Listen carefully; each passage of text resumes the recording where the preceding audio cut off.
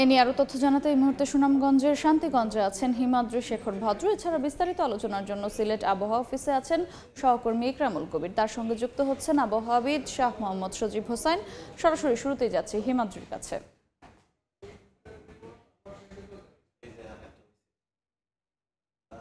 সুনামগঞ্জ শান্তিগঞ্জ উপজেলার দেখার হাওরে আপনারা দেখতে পাচ্ছেন যে দেখার হাওরের যে অবস্থানটা, এই দেখার হাওর থেকে লোকালয়ের অবস্থান কমপক্ষে 25 থেকে 15 কিলোমিটার বা 10 কিলোমিটার দূরত্বে অবস্থান করছে। কারণ এই পুরো দেখার হাওরে জুড়ে প্রায় 15,000 কৃষি জমি রয়েছে এবং এই পুরো কৃষি জমির আশপাশে কোথাও কোনো লোকালয় নেই। এবং এই এপ্রিলের 15 তারিখ থেকে মার্চের মেয়ের 15 বা 20 তারিখ পর্যন্ত কৃষকরা, অর্থাৎ এই জেলার প্রায় 4 লক্ষ কৃষক পরিবার এই হাওরেই দিন কাটান এবং হাওরে ধান কাটেন, ধান শুকান সহ এবং বিভিন্ন কৃষি সম্পর্কিত কাজকর্ম করে থাকেন। আপনারা এখানে কোথাও কোনো ধরনের আশ্রয় কেন্দ্র নেই, অর্থাৎ প্রাকৃতিক দুর্যোগ বা বজ্রপাত ঝড় বৃষ্টি হলে কোথাও বাড়ি ঘর বা লোকালয়ে যে মানুষের জীবন রক্ষা করবে সে ধরনের কোনো ব্যবস্থা নেই। আসলে বছরের পর বছর বজ্রপাতে এখানে মানুষ মারা গেলেও সরকারের এই ব্যাপারে কোনো ধরনের উদ্যোগ লক্ষ্য করা যায়নি। কারণ এখানে কোনো ধরনের আশ্রয় কেন্দ্র বা বজ্র নিরোধের যে ব্যবস্থা, অর্থাৎ মানুষের জানমাল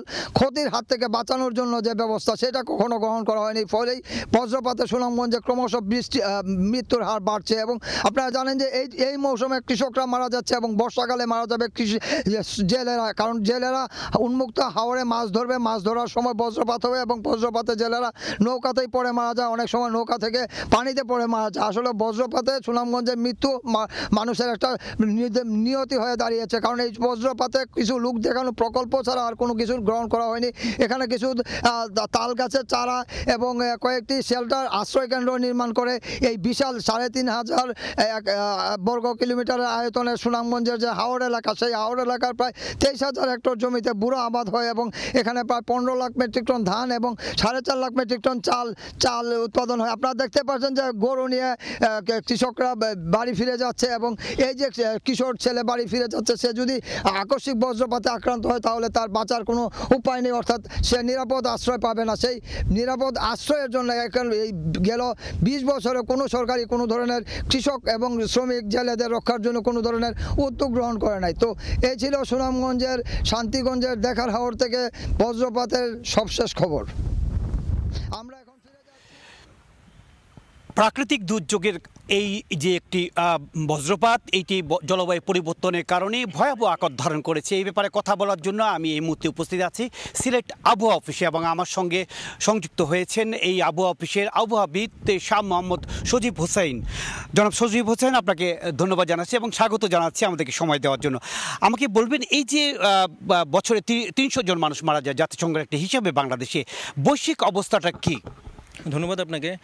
আসলে দেখেন, বৈশ্বিক অবস্থা বলেন আর বাংলাদেশের অবস্থা বলেন, সব জায়গায় কিন্তু বজ্রপাত এখন আমাদের অনেক বেশি কনসার্ন আমরা এটা নিয়ে। এবং আমি মনে করি আগের তুলনায় আগেও হয়তো, কিন্তু এতটা প্রচারণা ছিল না। কিন্তু এখন কিন্তু সবাই বজ্রপাতের প্রচারণার কারণে প্রায় সবাই আমরা কনসার্ন। আমি মনে করি বৈশ্বিক অবস্থা প্রায় একই রকম, সবাই এটা নিয়ে অনেক বেশি সচেতন এবং উদ্বিগ্ন।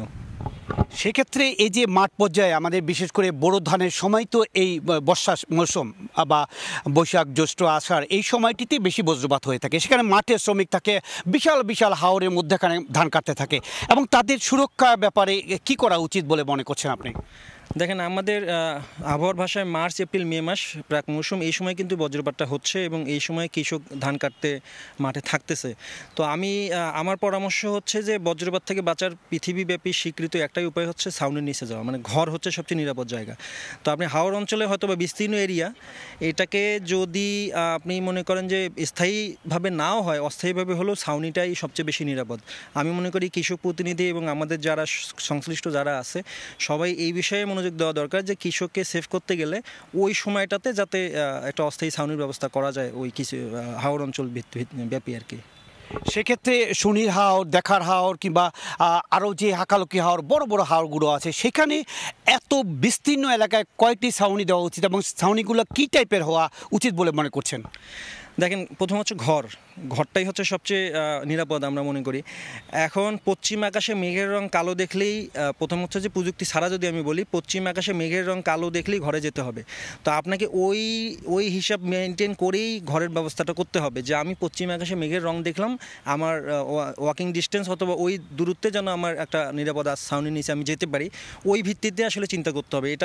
এটা এখন পর্যন্ত সংখ্যাগত ভিত্তিটা আমরা পরে আসি, এটা হয়তো মাঠ পর্যায়ে যারা আছে তারা বলতে পারবে, কিন্তু আমরা বলতেছি যে আপনাকে নিরাপদ ছাউনি বা ঘরের মধ্যে যাওয়াটাই নিরাপদ এবং সেই ব্যবস্থাটাই করতে হবে।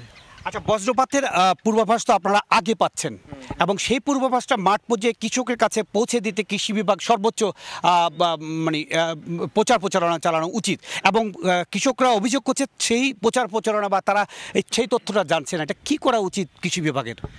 আসলে আমি কৃষি বিভাগকে এককভাবে এটা বলবো না, তারা যথেষ্ট চেষ্টা করতেছে তাদের লোকবল দ্বারা। এখানে আসলে সবাইকে এগিয়ে আসতে হবে, সমাজের যারা শিক্ষিত আছে, ওই গ্রামে যারা শিক্ষিত আছে, যেহেতু এটা প্রযুক্তি নির্ভর হয়ে গেছে বজ্রপাতের পূর্বাভাসটা, আমরা রাডার ইমেজ দেখতেছি, আমরা অঞ্চলভিত্তিক পূর্বাভাস করতে পারতেছি, আমরা বুঝতে পারতেছি এই অঞ্চলে কালবৈশাখী মেঘ যাচ্ছে।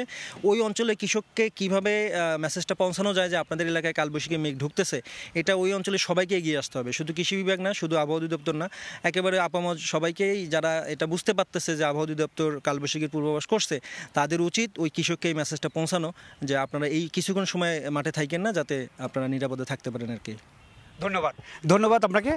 আমাদের সাথে সংযুক্ত হয়েছেন আবহাওয়াবিদ শাহ মোহাম্মদ সজীব হোসাইন, এবং সব কিছু মিলে বলা যায় যে এই যে পরিস্থিতি, যে দুর্যোগ, এই দুর্যোগ মোকাবেলায় সমন্বিত একটি প্রকল্প বা সমন্বিত উদ্যোগ প্রয়োজন বলে মনে করছেন এই আবহাওয়াবিদ। আমরা আশা করব সবাই মিলে আমরা এই দুর্যোগ হাত থেকে কৃষকদের, বিশেষ করে মাঠ পর্যায়ে যারা আছে তাদেরকে রক্ষা করায় সবাই এগিয়ে আসবো। মোটামুটি এই ছিল যে বজ্রপাত দুর্যোগের হাত থেকে কৃষকদের রক্ষা করার সর্বশেষ আলোচনা। সরাসরি যুক্ত ছিলাম সিলেট আবহাওয়া অফিস ও সুনামগঞ্জে।